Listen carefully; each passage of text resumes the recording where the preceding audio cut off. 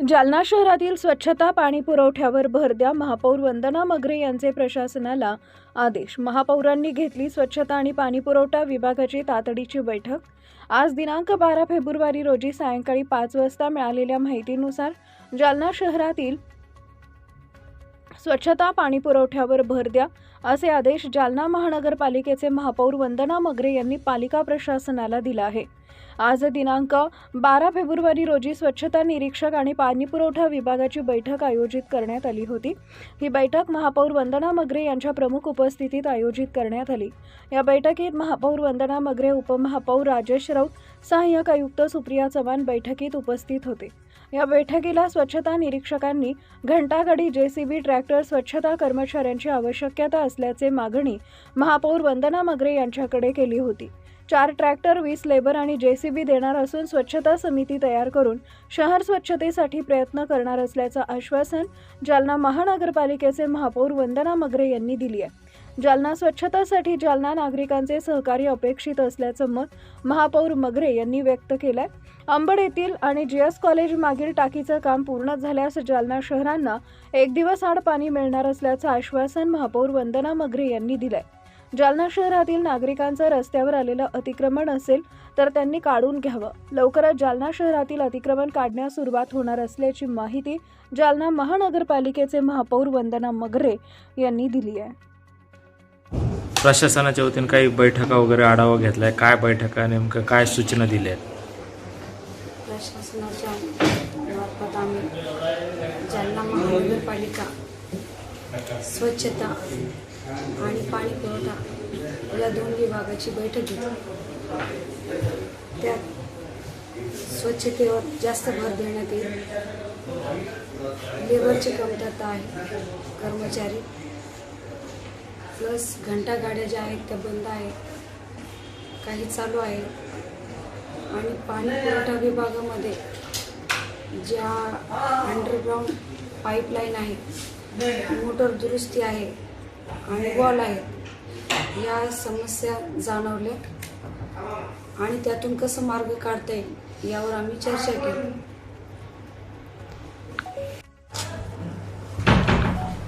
आज काही प्रशासनातील विभागाच्या बैठका वगैरे घेतल्यात, काय सूचना वगैरे करण्यात आल्या?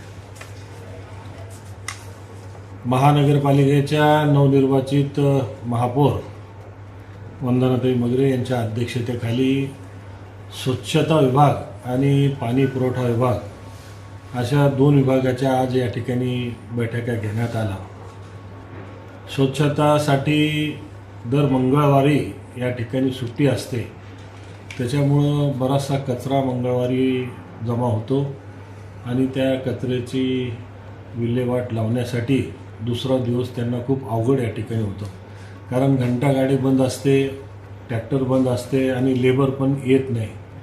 तर त्यासाठी आम्ही या ठिकाणी एक पर्याय म्हणून सोमवारी 50% लेबर म्हणजे 50% लेबर त्यांना सुट्टी द्यायची आणि मंगळवारी 50% लेबर यांना सुट्टी द्यायची. त्याचप्रमाणे घंटागाडी असेल, ट्रॅक्टर असेल, हे दोन्ही बी सोमवारी आणि मंगळवारी सुरू राहावे अशा मॅडमनी आणि आम्ही या ठिकाणी सर्व SI विभाग प्रमुख आणि त्यांचे जे स्वच्छता कर्मचारी या ठिकाणी आम्ही त्यांना सूचना दिलेल्या आहे. आज 2 दिवसापासून महापौर मॅडम जुना जालना आसन, नवीन जालना आसन दोन्ही विभागाचा त्यांनी दौरा केला. आज त्यांच्यासोबत मी स्वतः होतो.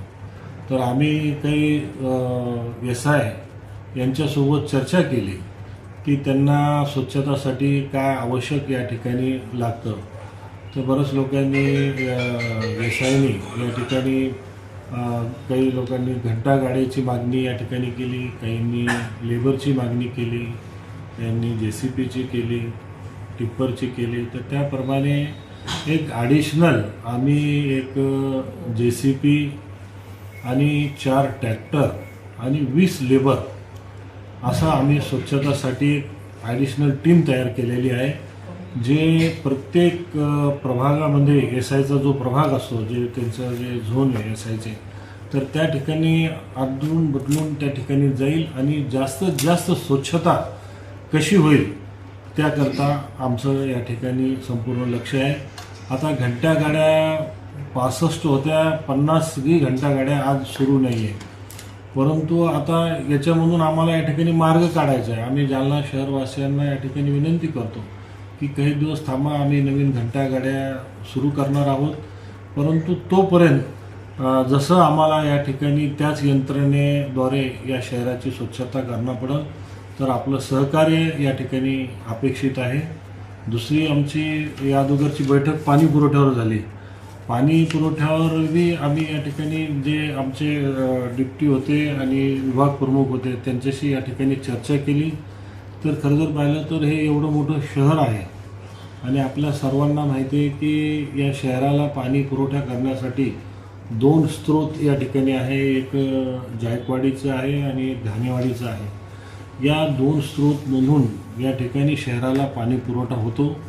अगोदरच्या जे या ठिकाणी स्रोत होते, घाणेवाडीचं जे 15 MLDचं पाणी, परंतु आज तिथं पाईपलाईन सगळी खचलेली असल्यामुळं तिथून फक्त 4 MLD आम्हाला पाणी येतं आणि जायकवाडीवरून 24 MLD पाणी येतं. त्याच्यामध्ये जवळजवळ 4 MLD पाणी आंबड आणि 2 MLD पाणी लिकेजेसमध्ये जातं आणि 18 MLD पाणी हे आपल्या शहराला या ठिकाणी मिळतं. नवीन फिल्टर बेड ते याचं काम या ठिकाणी सुरू आहे. नवीन फिल्टर बेड जवळजवळ 35 MLDचं आहे. जर हे पूर्ण झालं तर दररोजसुद्धा आम्ही शहराला पाणी देऊ शकतो. परंतु ज्यावेळेस आम्ही आढावा घेतला तर आमच्या असं लक्षात आलं की याला स्टोअर करण्यासाठी जे टाक्या लागत्या पाण्याच्या, तर त्या टाक्या आम्ही त्याचा एक अंदाज या ठिकाणी काढला. त्यांच्या विभाग प्रमुखून जी आम्ही या ठिकाणी माहिती घेतली तर आम्हाला असं कळलं की हे 25 MLD पाणी या ठिकाणी स्टोअर होऊ शकतो. तर आम्हाला याच्यामध्ये अजून काही काम करणं गरजेचं वाटलं. तर या ठिकाणी PMCची एक नेमणूक या ठिकाणी होणार आहे आणि त्या पद्धतीनं पुढील जी कारवाई त्यानुसार होईल. स्टोरेज या ठिकाणी पाण्यासाठी आम्ही वाढवण्याचा आमचा एक दुसरा या ठिकाणी प्रयत्न राहणार आहे. नगर उद्यानमधून आपल्याला सांगतो की 35 MLD पाणी आंबडचा जो फिल्टर बेड आहे त्या ठिकाणी काम सुरू आहे आणि आपल्या घाणेवाडीचा 15 MLDचा JS कॉलेजचा पाठीमागचा जो फिल्टर बेड आहे त्या ठिकाणी काम सुरू आहे. असं काही ठिकाणी मॅडमनी सांगितलं त्याप्रमाणे जे इंटरनल डिस्ट्रीब्युशन काही ठिकाणी डिस्टर्ब झालेली, तर ते त्या ठिकाणी काही वॉल टाकायचं आहे आम्हाला. काही टाक्यावरचे वॉल खराब झालेले ते वॉल हे करायचे. काही ठिकाणी पाईपलाईन 4 इंची आहे तर त्या ठिकाणी 6 इंची करायची, काही ठिकाणी 8 इंची करायची. तर असे अनेक प्रश्न तांत्रिक आम्ही या ठिकाणी त्यांच्या माध्यमातून ऐकून घेतले, समजून घेतले आणि लवकरात लवकर जालना शहरवासियांना पाण्यापासून दररोज होणं किंवा एक दिवस आड पाणी देण्याचा आमचा या ठिकाणी प्रयत्न आहे, आमचा मानस आहे. त्याच प्रकारे ज्या विंधन विहिरी आहे त्या विंधन विहिरीचं सुद्धा आम्ही या ठिकाणी आढावा घेतला. जे जवळजवळ या शहरामध्ये 969 विंधन विहिरी खोदल्या गेल्या होत्या. त्याच्यामधून 295 सुरू आहे आणि 235चं काम या ठिकाणी आपण करू शकतो अशा सूचना आम्हाला या ठिकाणी त्यांनी दिल्या. 53 म्हणजे 53 विद्युत मोटार आहे आपल्या नगरपालिकेच्या, तिथूनसुद्धा आम्ही पाणी पुरवठा करतो. तर या सर्व आढावा आम्ही पाणी पुरवठ्याचा सुद्धा घेतलेला आहे. जालना शहराला शुद्ध आणि चांगला पूर्णपणे पाणी पुरवठा व्हावा हे आमचा प्रयत्न या ठिकाणी राहणार आहे. दादा, घंटागाड्याच्या माध्यमातून आपण कचरा गोळा करतो घरोघरी, तर QR कोड सिस्टीम दिलेली आहे. ह्या QR कोड किती जण स्कॅन करतात, काय करतात, त्याच्याबद्दल काय सांगाल? QR कोड सिस्टीमचं या ठिकाणी आढावा आम्ही घेतलेला नाही आजच्या बैठकीमध्ये. ते पुढच्या बैठकीमध्ये आम्ही जालना शहरातील अतिक्रमण हटावा ही सुद्धा तुम्ही पूर्वी मागणी केली होती, पण आता काय आहे काही अतिक्रमण आज तिथं स्वच्छतेची बैठक बोलण्यात आली होती.